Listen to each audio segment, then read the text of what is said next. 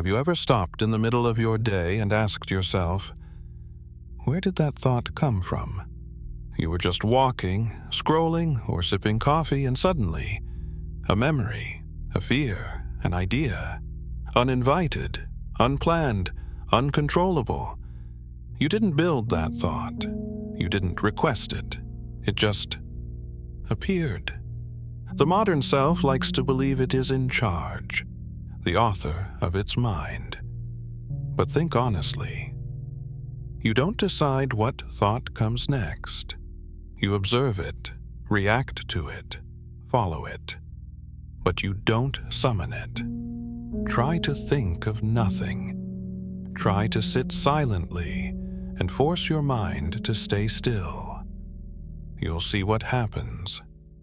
Thoughts pour in like water through cracks in a dam. Some are familiar. Others are intrusive, random, even frightening. So, if you are not the one choosing them, who is? Are you just the container? The screen on which thoughts appear? Or maybe a passenger in a vehicle that drives itself? This is not a mystical idea. Neuroscience backs it. Brain scans show thoughts forming milliseconds before we're conscious of them. You are the observer of thought, not its master.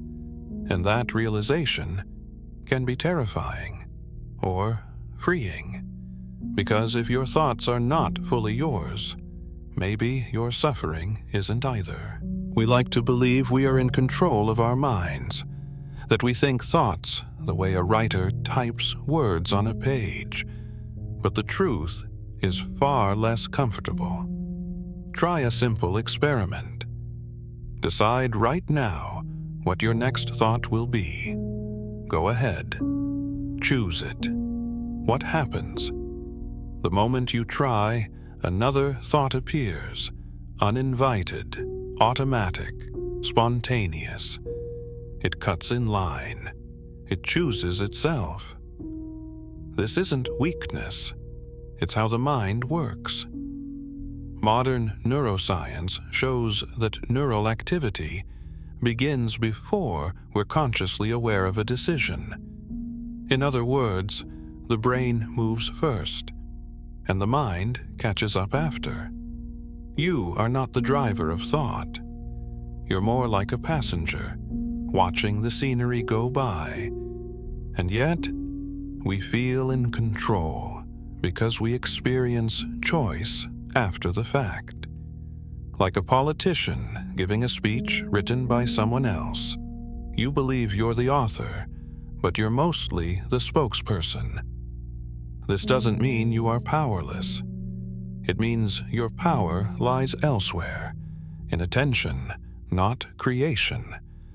You can't always choose the thoughts that arrive, but you can choose which ones to feed, which ones to follow, which ones to challenge. Recognizing the illusion of control is the first step toward real mental freedom. Because if you mistake your thoughts for your identity, you live trapped in a story you didn't even write. You were born into a world already full of ideas. Before you spoke your first word, thoughts were waiting. In the mouths of your parents, in the cartoons you watched, in the stories you were told. Your mind was not built from scratch. It was filled, slowly, constantly, invisibly. Think about your beliefs, your sense of right and wrong, your taste in music, your definition of success. How many of those did you choose, and how many were handed to you, like hand-me-down clothes from a previous generation? Culture is a quiet sculptor. It shapes your inner world with its tools: language, tradition, media, memory. You think in words you didn't invent. You react with values you inherited. And most of the time, you don't even notice. This is not a flaw. It's the nature of consciousness. We don't begin as blank slates. We are edited drafts, passed through time.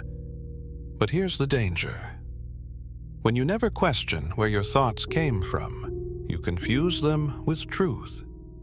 Inherited thoughts can be beautiful, wisdom, kindness, collective memory, but they can also be toxic, prejudice, fear, limitation. So the real question becomes, which thoughts serve you, and which ones were planted in you to serve someone else? Until you ask, you are not thinking freely. You are being thought. Have you noticed how your mind repeats itself? The same memory, the same worry, the same internal debate, looping like a stuck record. You'd think that, as intelligent beings, we'd move on. But the mind isn't designed for clarity. It's designed for survival. And survival means repetition, obsession, pattern recognition. So you relive arguments that are long over. You rehearse conversations that never happened. You replay a moment from years ago, again and again, like a film you didn't even like, but can't stop watching. These loops feel like thinking. They give the illusion of analysis, of problem solving. But most of the time, they're just emotional echoes. Energy trapped in a circuit with no exit. And here's the trap. The more you listen, the more the loop deepens. Thoughts become grooves in your neural pathways. They grow stronger, louder, more convincing. Eventually, they don't feel like thoughts anymore. They feel like you. But they're not. They're loops, mechanical, predictable, often useless. Meditation traditions knew this long before neuroscience caught up. They taught that the mind, left alone, doesn't solve problems. It replays them. So the next time your thoughts start circling, ask yourself, is this insight, or just a loop pretending to be one? I think, therefore I am. Descartes wrote that in the 17th century. But what if he had it backwards? What if it's not you thinking thoughts, but thoughts thinking you? Sounds strange? Let's explore. Have you ever been so deep in thought that you forgot where you were, forgot your body, forgot time? In those moments, are you the thinker, or are you the terrain being crossed by thought, like a field being walked by a shadow? Here's a radical idea. You don't own your thoughts. You host them. You are the screen, the sky, the canvas. Thoughts are the weather, the clouds, the colors. They pass through you, some light, some stormy, some absurd. But none of them are you until you claim them. The mistake is identifying with every thought that appears. I'm angry. I'm worthless. I need to control everything. No, those are just thoughts happening. You didn't ask for them. You don't have to keep them. The mind produces thoughts the way the body produces cells, automatically, endlessly, often without purpose. Freedom doesn't mean stopping thoughts. It means recognizing. You are not the voice in your head. You are the one listening. That subtle shift, from being the thinker to being the observer, is where self-awareness begins. It's easy to turn thoughts into villains, especially when they're dark, repetitive, or intrusive. You might wish you could silence them forever. Shut down the noise. Escape the chatter. But thoughts aren't the enemy. They're messengers, even when the message is unpleasant. Anxious thoughts may be warning signs. Depressive thoughts may point to something deeper. Even irrational thoughts show you how your mind works. The problem isn't that thoughts appear. The problem is that we believe them, automatically, unquestioningly. Imagine every thought as a person knocking on your door. Some are friendly, some are liars, some are confused children. You don't have to let all of them in. You certainly don't have to make them dinner. Mindfulness isn't about having no thoughts. It's about watching them arrive without immediately inviting them to stay. It's about creating distance so you can choose how to respond instead of reacting on autopilot. Because when you realize a thought is just a thought, not a command, not a fact, not your identity, you take back the one kind of control that really matters. The power to choose your relationship with your mind. That's not silence, it's clarity. If most of our thoughts are inherited, reactive, or repetitive, then where do new ideas come from? Real insight, real inspiration. The kind of thought that feels like it came from somewhere else. Artists call it the muse. Scientists call it the aha moment. Mystics call it revelation. But whatever the label, the experience is universal. A thought arrives, fully formed, brilliant, unexpected. And it doesn't feel like you made it. It feels like it was given. Here's the paradox. New ideas often appear when the mind is quiet. Not when we're forcing answers, but when we're relaxed, walking, showering, dreaming. That's because creativity doesn't come from control. It comes from openness. Your brain is a filter, constantly sorting, storing, combining. When it finally drops something new into your awareness, it's the result of countless hidden processes. But even then, it feels like a gift, because it is. You are not the sole author of your mind. You are part of something larger, a network of language, memory, experience, evolution. New ideas are not summoned, they're allowed. So if you want to think something new, stop trying so hard. Get quiet, get curious, get out of the way. The idea will come, and when it does, it won't feel like yours, but it will feel true. Most people don't just have thoughts, they become them. A thought appears. I'm not good enough. And suddenly, you are that thought. You carry it in your body, in your posture, in your choices. Another thought. I can't trust anyone. Now the world shrinks. You withdraw, you harden, you scan for betrayal. We confuse thoughts with identity. And that confusion is the source of enormous suffering. But here's the truth. You are not your thoughts.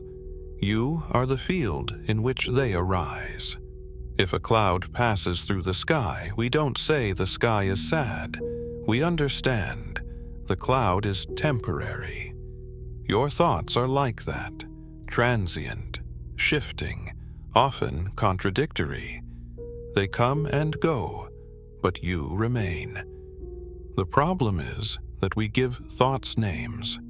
This is my insecurity. This is my trauma. This is just how I am. And in doing so, we build a prison out of ideas. Not metal bars, but mental beliefs. So here's the invitation. Watch your thoughts. Don't hold them too tightly. Question them. Challenge them. Let them pass. Because the moment you stop believing every thought you think, you step outside the cage and into the open air of awareness. Amid the noise of thought, there is something else, something quieter, something watching. You felt it before. that stillness behind the storm, that silent awareness observing your mind in motion. It doesn't speak. It doesn't judge. It simply notices. This presence isn't dramatic. It doesn't shout for attention. But it's always there, like a mirror reflecting every thought, emotion, sensation. This is what some call the observer, the part of you that watches without attachment. It sees the anger arise and fall. It notices the fear without becoming it. It watches the thought without believing it. Most of us live our entire lives identified with the content of thought. But the moment you shift attention from what you're thinking to who is noticing the thought, everything changes. You realize, I have thoughts, but I am not my thoughts. I feel emotions, but I am not my emotions. I experience life, but I am more than the experience. The observer can't be grasped. It can only be noticed. And when you do, even briefly, the mind begins to loosen its grip. There's peace there, not because the mind is silent, but because you're no longer trapped inside its noise. You are not the thinker. You are the space in which thinking happens. So, where does this leave us? You are not the creator of every thought. You are not the voice in your head.